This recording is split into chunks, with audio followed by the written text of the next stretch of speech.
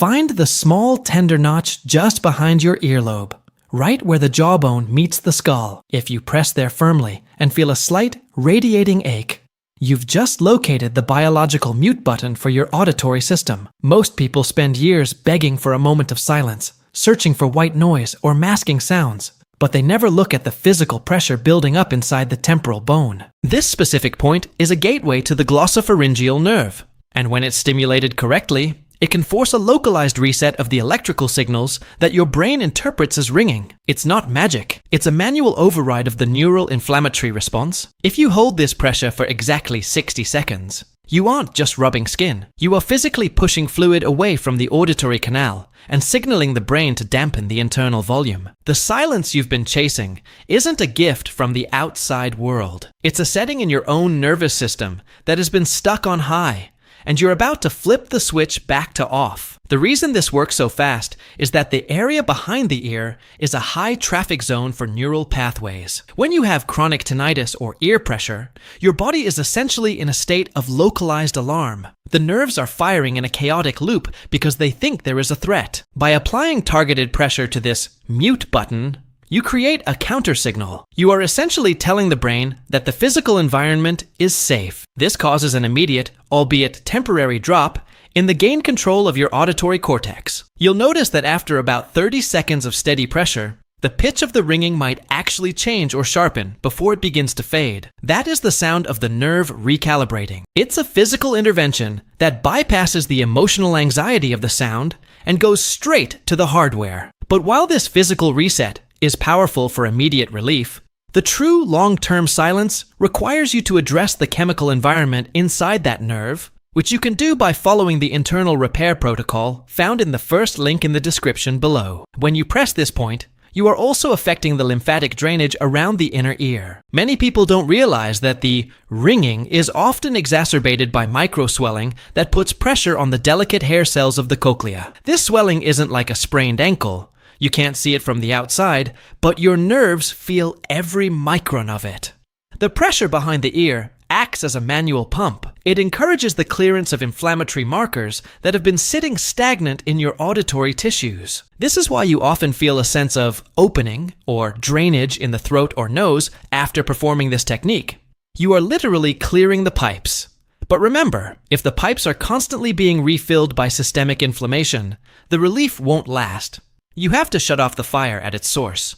The vagus nerve also runs dangerously close to this stimulation point. By tapping into this parasympathetic highway, you are forcing your body out of the fight or flight mode that tinnitus thrives on. Stress makes the ringing louder because stress makes your nerves more sensitive. It's a vicious cycle where the sound causes stress, and the stress feeds the sound. This 1-minute technique breaks that cycle by triggering a relaxation response, specifically in the cranial nerves. You are using your own anatomy to hijack the alarm system. It's a tool you can use anywhere, in a meeting, in bed, or in traffic, to bring the volume down to a manageable level. It gives you back a sense of agency over a condition that usually makes you feel helpless. There is a specific way to rotate your finger while holding this point that increases the effectiveness. You shouldn't just push blindly. You want to use a small, circular motion that moves the skin over the bone. This creates a rhythmic stimulation that the brain finds much harder to ignore than a static push. It's like the difference between a constant hum and a rhythmic beat.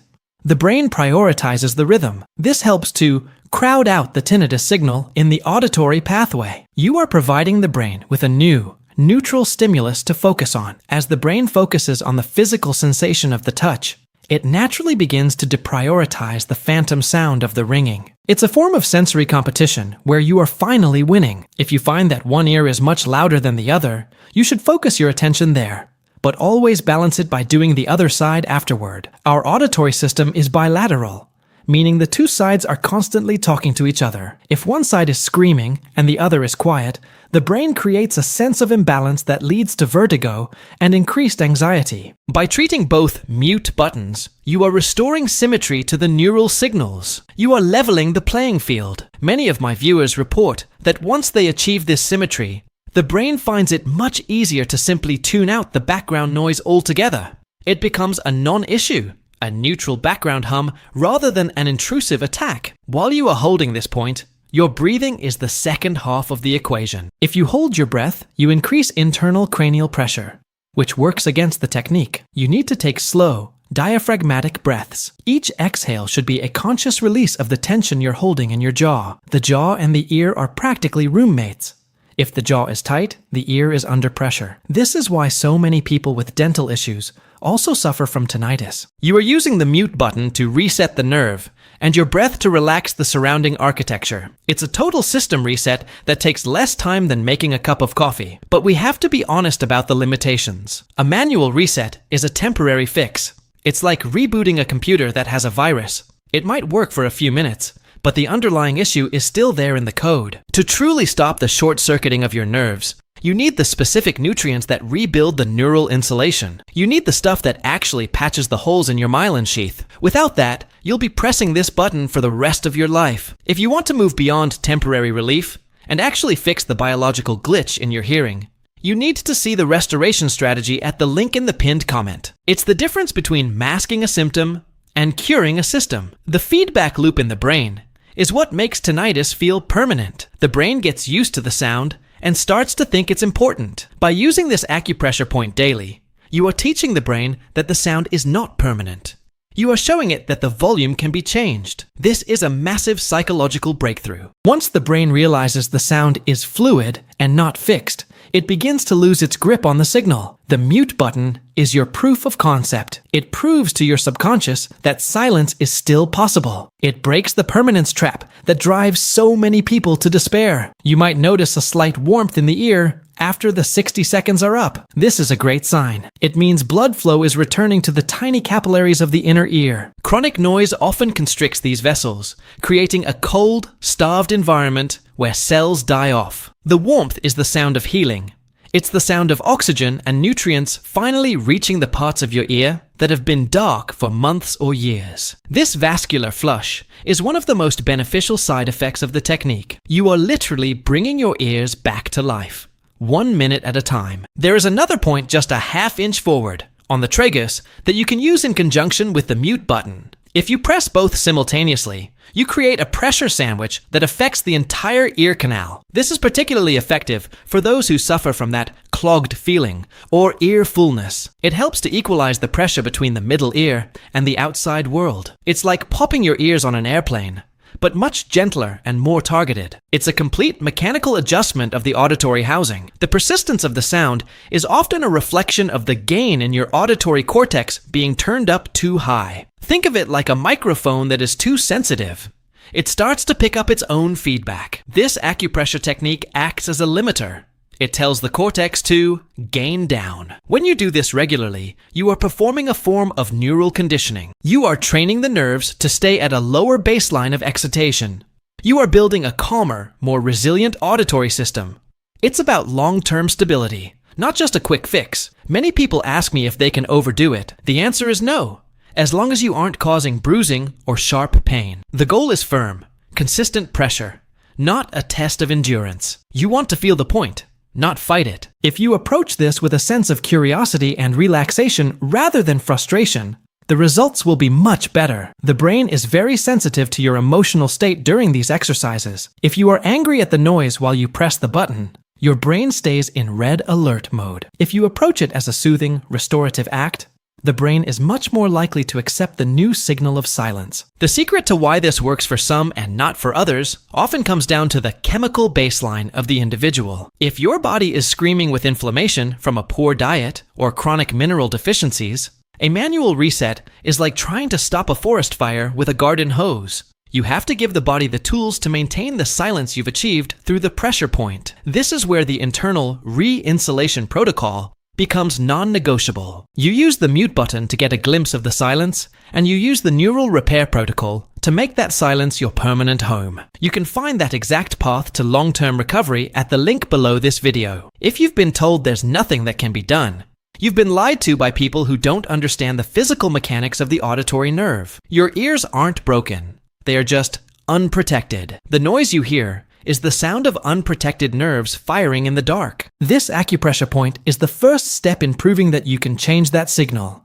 It's the first step in reclaiming your focus and your sanity. Don't let the simplicity of the technique fool you. Some of the most profound changes in the human body happen through small, consistent physical interventions. Imagine the feeling of a quiet room actually sounding quiet. That is the goal. Not a room filled with fans or white noise, but actual deep silence. This mute button is the key that opens the door to that reality. It's a biological fact that your nerves can be reset. It's a biological fact that inflammation can be drained. You just have to know where to press and what to feed the system afterward. The combination of external stimulation and internal repair is the only way to achieve a total reset of your hearing. As you finish your 60 seconds, don't just stop abruptly. Slowly release the pressure over a count of 5. This prevents a rebound effect, where the blood and fluid rush back in too quickly. You want a smooth transition back to normal pressure. Then, sit in the quiet for a few moments and just observe. Don't go looking for the sound. Let the silence come to you. You might find that the ringing is still there, but it's further away or less sharp. That is progress. That is the proof that your system is responsive. The link between your neck muscles and your ear health cannot be overstated. While you press the mute button, try tilting your head slightly away from the side you are treating. This stretches the sternocleidomastoid muscle, which is often the primary culprit behind ear pressure and somatosensory tinnitus. By combining the stretch with the pressure point, you are attacking the problem from 2 different angles. You are releasing the structural tension and the neural tension at the same time. It's a comprehensive approach to a complex problem. Consistency is more important than intensity. Doing this once a week won't do much.